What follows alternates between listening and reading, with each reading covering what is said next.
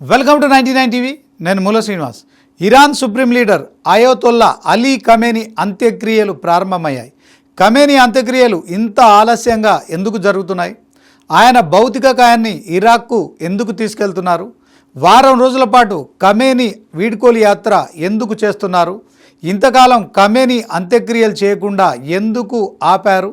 అసలు Iran supreme commander అయోతుల్లా Ali ఖమేనీని ఎక్కడ ఖననం చేస్తారు?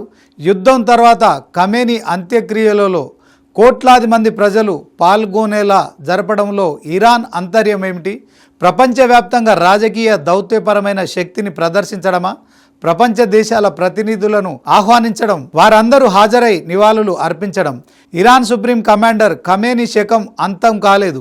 ఖమేనీ అనంతరం కూడా అమెరికా ఇజ్రాయిల్లతో యుద్ధం చేశాం, ఈ యుద్ధంలో నైతిక విజయం మేమే సాధించాం అని ప్రపంచానికి సుప్రీం లీడర్గా ఇరాన్ ఉంటుందనే చెప్పడమేనా? ఇంతకీ అమెరికా ఇజ్రాయిల్ ఇరాన్ యుద్ధంలో గెలిచిందెవరు? ఖమేనీని ఖతం చేస్తే ఇరాన్ను హస్తగతం చేసుకోగలం అనుకున్న ఇజ్రాయెల్ అమెరికాలకు ఇరాన్ ఎలాంటి గుణపాఠం నేర్పింది?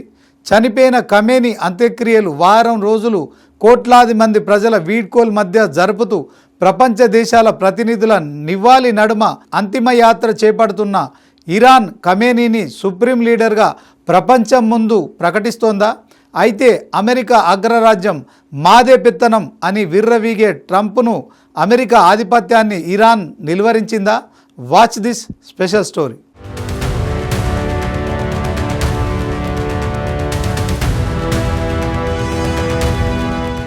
ఫిబ్రవరిలో అమెరికా ఇజ్రాయెల్ వైమానిక దాడిలో మరణించిన Iran supreme leader Ayatollah Ali Khamenei, ఆయన కుటుంబ సభ్యులకు చివరి వీడ్కోలు కార్యక్రమాలు వారు మరణించిన దాదాపు 4 నెలల తర్వాత శుక్రవారం జూలై 3న ప్రారంభమయ్యాయి.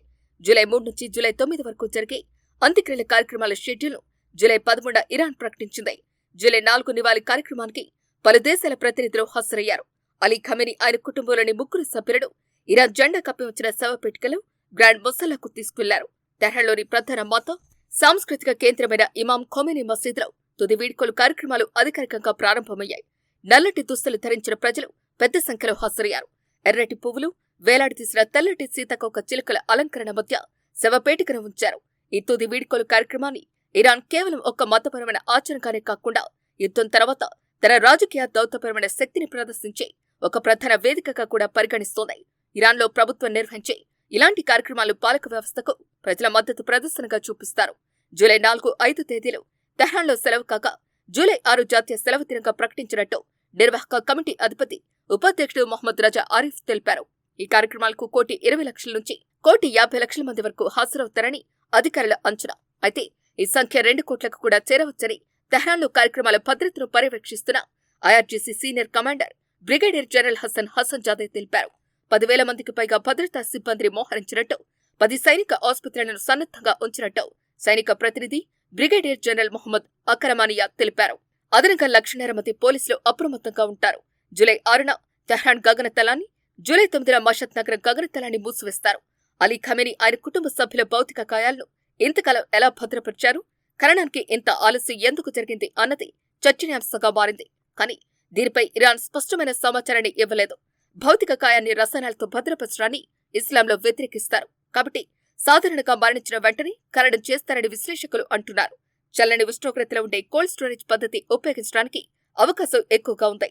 అంతేకాని ఎంబామింగ్ పద్ధతిలో కాదు. ఎందుకంటే ఇస్లాంలో రసాయన ఎంబామింగ్ పై నిషేధం ఉందని కౌంటర్ టెర్రరిజం నిపుణులు డాక్టర్ ఒమర్ మొహమ్మద్ చెప్పినట్టు ఫాక్స్ న్యూస్ డిజిటల్ తెలిపింది. షియా చట్టం ప్రకారం ప్రత్యేక సందర్భాల్లో ఖననాన్ని వాయిదా వేయడానికి భౌతిక కాయాన్ని చల్లని ప్రదేశాల్లో భద్రపరచడానికి అనుమతి ఉంటుంది. సుప్రీం లీడర్ విషయంలో మత పెద్దల నుంచి మినహాయింపులను సులభంగా పొందవచ్చన్నారు. అమెరికా ఇజ్రాయెల్ మధ్య జరిగిన 40 రోజుల యుద్ధం కారణంగానే తుది వీడ్కోలు కార్యక్రమాలు వాయిదా పడ్డాయని భావిస్తున్నారు. అమెరికా ఇరాన్ 60 రోజుల కాల్పుల విరమణ కోసం జూన్ 15న ఒక అవగాహన ఒప్పందంపై సంతకాలు చేశాయి. అంతకు 2 రోజుల ముందు ఖమేనీ అంత్యక్రియల షెడ్యూల్ను ఇరాన్ ప్రకటించింది. అలీ ఖమేనీ తుది వీడ్కోలు కార్యక్రమాలకు ముజ్తబా ఖమేనీ హాజరు కావడంపై ఇంకా స్పష్టత రాలేదు. ఫిబ్రవరి 28న అమెరికా ఇజ్రాయెల్ జరిపిన దాడిలో ఇరాన్ సుప్రీం లీడర్ అల్లుడు, మనవడు, ఓ కూతురు ముజ్తబా ఖమేనీ భార్యతో సహా ఆయన కుటుంబ సభ్యులు పలువురు మరణించారు. అలీ ఖమేనీ భార్య సోదరుడైన హసన్ ఖోజస్తా భగీర్ జాదే ఓ టీవీ కార్యక్రమంలో నాయకుడి 2వ కుమార్తె కోసం ప్రార్థించాలని ప్రజలకు విజ్ఞప్తి చేశారని తెలిపింది.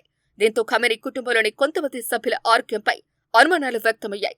అలీ ఖమేనీకి 4 కుమారులు, 2 కూతురు. వారిలో ఒక కూతురు బుష్రా ఖమేనీ దాడి జరిగిన రోజే మరణించినట్లు సమాచారం. దీంతో హసన్ ఖోజస్తా భగీర్ జాతి బహ్సా ఖమేనీ మరో కూతురు హుదా ఖమేనీని ఉద్దేశించి మాట్లాడి ఉంటారని పరిశీలకులు భావిస్తున్నారు. ఎందుకంటే ఆమె భర్త మిస్బా అల్ హుదా బాకిర్ కూడా అదే రోజు మరణించినట్లు తెలుస్తోంది.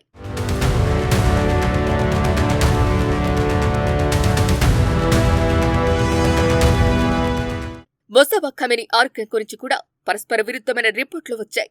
తండ్రి అంత్యక్రియల కార్యక్రమంలో మొసాబా ఖమేనీ పాల్గొనే విషయం కమిటీ అధికార పరిధిలోకి రాదన్నారు ఆర్గనైజింగ్ కమిటీ కార్యదర్శి అలీ అక్బర్. అలీ ఖమేనీ అంత్యక్రియల సందర్భంగా జరిగే జనాజా నమాజ్ ప్రార్థనకు ఎవరు నాయకత్వం వహిస్తారు అనే విషయంలో ఇంకా స్పష్టత లేదు. షియా మత సాంప్రదాయంలో ముఖ్యంగా అత్యున్నత మత గురుల మాజా తక్లీద్ విషయంలో అంత్యక్రియల ప్రార్థనకు నాయకత్వం వహించే వ్యక్తి ఎంపికకు మతపరమైన ప్రాముఖ్యత మాత్రమే కాకుండా రాజకీయ ప్రాముఖ్యత కూడా ఉంటుంది. మొస్తాబా ఖమేనీ చాలా నెలల తర్వాత ప్రజల ముందుకు వచ్చి అంత్యక్రియల ప్రార్థనకు నాయకత్వం వహిస్తాయి.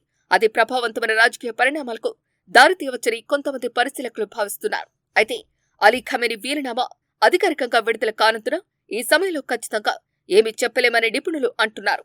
అలీ ఖమేనీ వీలునామా గురించి తనకు తెలియదని మషద్లో శుక్రవారం ప్రార్థన ఇమాం అయిన అహ్మద్ ఆలం అల్ హుదా ఘటనలో చెప్పారు. జూలై 4, 5లో తెహ్రాన్లో అంత్యక్రియ ప్రార్థనలు తెహ్రాన్లోని గ్రాండ్ మొసలాలో 2 రోజుల సంతాప కార్యక్రమం జరుగుతుంది. స్థానిక కాలమాన ప్రకారం జూలై 4వ తేదీ ఉదయం 6 గంటలకు ప్రవేశ ద్వారాలు తెరుచుకుంటాయి. జూలై 5వ తేదీ రాత్రి 8 గంటలకు మూసివేస్తారు. ప్రధాన అంత్యక్రియల ప్రార్థన జూలై 5వ తేదీ ఉదయం జరుగుతుంది. ఖమేనీతో పాటు ఆయన కుమార్తె బుష్రా హుస్సేని ఖమేనీ, కోడలు జహ్రా హజ్దాద్ అదిల్, అల్లుడు మిస్బా అల్ హుదా బాకేరి, మనవరాలు జహ్రా భౌతిక కాయాలకు కూడా చివరిగా ప్రజలు నివాళులు అర్పిస్తారు. జూలై 6 తెహ్రాన్లో చివరి ప్రయాణం స్థానిక కాలమాన ప్రకారం ఉదయం 6 గంటలకు అంతిమయాత్ర ప్రారంభమవుతుంది. ప్రజలు భారీగా తరలివచ్చే అవకాశం ఉండటంతో ఒకే రహదారిపై సరిపడినంత స్థలం ఉంటుందని ఊరేగింపుకు రాజధాని నగరంలోని సుదీర్ఘ మార్గాన్ని ఎంపిక చేశారు. ఈ కార్యక్రమాన్ని సాయంత్రానికి పూర్తి చేయాలని అధికారులు భావిస్తున్నారు. జూలై 7 కుంకు చివరి ప్రయాణం ఇరాన్లోని ప్రధాన మత నగరమైన కుమ్లో ఈ కార్యక్రమం స్థానిక కాలమాన ప్రకారం ఉదయం 5 గంటలకు ప్రారంభమవుతుంది. జామ్కరణ్ మసీద్లో ఒక సీనియర్ మత గురువు ప్రార్థనలకు నాయకత్వం వహిస్తారు.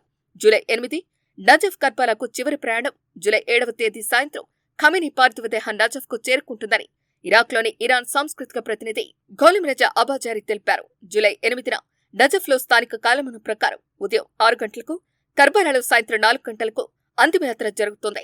ఆ తర్వాత భౌతిక కాయాన్ని తిరిగి ఇరాన్కు తరలిస్తారు.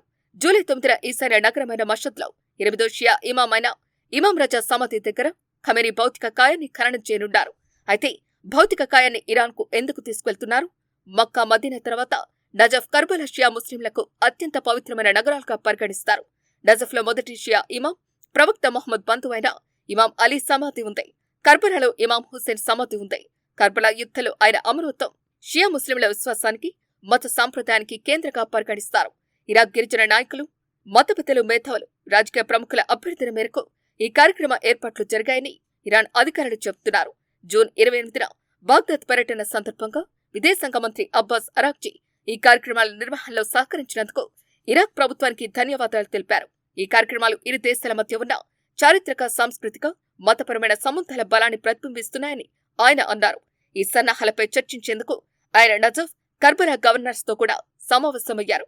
రాజకీయ ప్రాధాన్యత ఈ వేడుకలను ఇరాన్ వెలుపల ఉన్న షియా ముస్లింలలో కూడా ఖమేనీ ప్రభావాన్ని తెలియజేయడానికి షియా ఇస్లాం ప్రధాన కేంద్రాలు తెహ్రాన్ మతపరమైన రాజకీయ ప్రాబల్యాన్ని ప్రపంచానికి చాటే ప్రయత్నంగా కూడా చూడొచ్చని రాజకీయ విశ్లేషకులు భావిస్తున్నారు.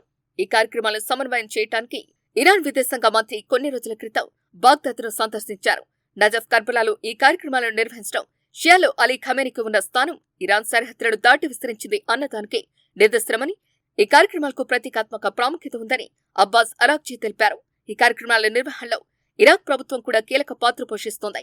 నజఫ్, కర్బలాల గవర్నర్లు, ఇరాక్ రవాణా మంత్రిత్వ శాఖ, హోంశాఖ, విదేశాంగ శాఖ, ప్రధానమంత్రి కార్యాలయం కలిసి ఈ కార్యక్రమాన్ని పర్యవేక్షించనున్నాయి. తెహ్రాన్, ఖోమ్, నజఫ్, కర్బలాలో జరిగే కార్యక్రమాల అనంతరం తుది ఘట్ట మషద్లో జరుగుతుంది. 8వ షియా ఇమాం రజా సమాధి ప్రాంగణంలో అలీ ఖమేనీని ఖననం చేస్తారు. అంత్యక్రియల అనంతరం 40 రోజుల పాటు వివిధ ప్రాంతాల్లో మతపరమైన సమావేశాలు, ప్రార్థనలు మొదలైనవి నిర్వహిస్తామని, అలాగే వచ్చే ఏడాది వరకు కూడా కార్యక్రమాలు, సదస్సులు కొనసాగిస్తామని నిర్వాహకులు తెలిపారు. ఒక చిన్న పొరపాటో లేక ఏమరపాటో మొత్తానికి అమెరికా, ఇజ్రాయెల్ సంయుక్తంగా Iran supreme leader Ayatollah Ali ఖమేనీని వైమానిక దాడులు జరిపి హతం చేశారు. అంతకుముందు అమెరికా వెనిజులా దేశ అధ్యక్షుడు నికోలస్ మదురోను జనవరి 3, 2026 America special operations forces Venezuela రాజధాని కరాకస్ లో సైనిక చర్య జరిపి అధ్యక్షుడు నికోలస్ మదురోను, అతని భార్య సిలియా ఫ్లోరెస్ ను అరెస్టు చేశాయి. నార్కో టెర్రరిజం, కొకైన్ స్మగ్లింగ్ అభియోగాలపై న్యూయార్క్ కు తీసుకువెళ్లారు. ఫిబ్రవరి 2026 దీని తర్వాత నెల రోజులకే అమెరికా, ఇజ్రాయెల్ కలిసి ఇరాన్ పై దాడి చేసి సుప్రీం లీడర్ అలీ ఖమేనీతో సహా ఇరాన్ నాయకులను చంపేశాయి. దీంతో 2026 ఫిబ్రవరిలో ఇరాన్ యుద్ధం మొదలైంది. అంతకుముందు America Manuel Noriega Panama 1990 operation just cause లో అరెస్టు చేసి అమెరికాకు తీసుకెళ్లి డ్రగ్ ట్రాఫికింగ్ కేసులో శిక్షించారు.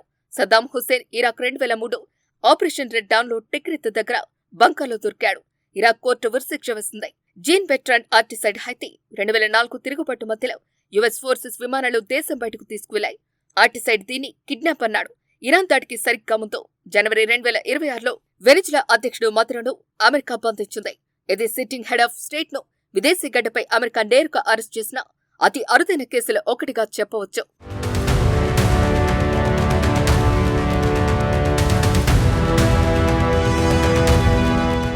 అయితే అమెరికా కన్ను పడితే ఏ దేశాన్నైనా ఆక్రమిస్తుంది. అందుకోసం యుద్ధం కూడా చేస్తుంది.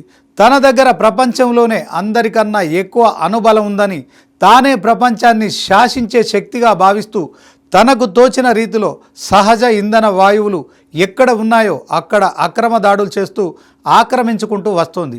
అయితే Iran supreme leader Ayatollah Ali ఖమేనీని అంతం చేస్తే ఇరాన్ను తన వశం చేసుకోవచ్చు. ఇరాన్లో ఉన్న చమురు గ్యాస్తో పాటు యురేనియం, ప్లూటోనియం లాంటి విలువైన సహజ ఖనిజ సంపదను కొల్లగొట్టవచ్చని పన్నాగం వేసింది. దానికి ఇరాన్ అణ్వస్త్రాలను తయారు చేయడానికి అడ్డుకుంటున్నాం అనే కలరింగ్ ఇచ్చింది. అందుకు ఇజ్రాయెల్ను పావుగా వాడుకుంది. అయితే ఇరాన్ జరిపిన యుద్ధంలో ఇజ్రాయెల్, అమెరికాలు భారీ ఆర్థిక నష్టాలు చవిచూశాయి. స్వదేశాల్లో వ్యతిరేకతను కూడా ఎదుర్కొన్నాయి. అమెరికా ఆశించినదొకటి, జరిగింది మరొకటి. యుద్ధం చేసే శక్తి సన్నగిల్లి యుద్ధ విరామం ప్రకటించి ఇరాన్తో అణు ఒప్పందం చేసుకున్నట్లు చెప్తోంది. అయితే ఏదేమైనా వెనిజులా అధ్యక్షుడిని అదుపులోకి తీసుకొని ఆ దేశాన్ని ఆక్రమించిన విధంగా ఇరాన్ సుప్రీం కమాండర్ ఖమేనీని అంతమొందిస్తే ఇరాన్ను కూడా ఆక్రమించవచ్చన్న అమెరికా ఆశలు అడియాశలయ్యాయి. పైగా ఖమేనీ హత్య జరిగిన ఇరాన్ ఏమాత్రం అదరకుండా బెదరకుండా అమెరికా, ఇజ్రాయిల్లకు యుద్ధంలో గట్టిగా ప్రతిఘటించి అమెరికా, ఇజ్రాయిల్లు కాళ్ల బేరానికి వచ్చేలా చేసింది. దీంతో ఇరాన్ అమెరికాను నిలువరించగలిగింది అనే క్రెడిట్ను కూడా తన ఖాతాలో వేసుకుంది. ట్రంప్ మాత్రం చావు తప్పి కన్ను లొట్టపోయినట్లు అమెరికాకు అప్పులు, స్వదేశం వ్యతిరేకత తిప్పలు ఎదుర్కొంటున్నాడు.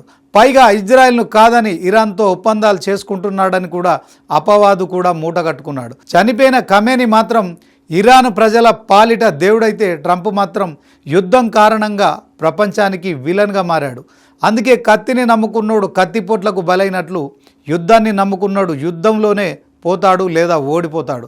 కానీ ఇక్కడ గెలుపోటములు భౌతికంగా లేకున్నా నైతికంగా మాత్రం గెలిచింది ఇరాన్. అందుకే చనిపోయిన ఖమేనీ అంత్యక్రియలు అత్యంత ఆడంబరంగా వారం రోజుల పాటు కోట్లాది మంది జనంతో వీడ్కోలు నడుమ జరుగుతుంటే అనివార్యమైన యుద్ధం కారణంగా ట్రంప్ను ప్రపంచం మొత్తం అసహించుకుంటోంది. మొన్ననే కరోనా గాయాల నుంచి కోలుకుంటూ ఇప్పుడిప్పుడే కాస్త మనశ్శాంతితో బతుకు జీవుడా అని ఊపిరి పీల్చుకుంటున్న ప్రపంచం ఈ తరుణంలో అమెరికా ఫస్ట్ అనే నినాదంతో అప్పులు తీరుస్తా అనే హామీతో అధికారంలోకి వచ్చిన ట్రంప్ ట్రాప్లో అమెరికా ప్రజలు ట్రంప్ను అమెరికా అధ్యక్షుడిగా గద్దెనెక్కించినందుకు ఆయన సొంతంగా తీసుకున్న నిర్ణయాలతో అమెరికా ప్రపంచంలోనే అప్పులలో అగ్రస్థానంలో నిలిచింది. ప్రపంచం ముందు అనివార్య యుద్ధాలతో శత్రువుగా మారింది. ఇక ఇప్పుడు ట్రంప్ రేటింగ్ 0కి దిగజారింది. అందుకే చెరపకురా చెడేవు అంటే ఇదేనేమో.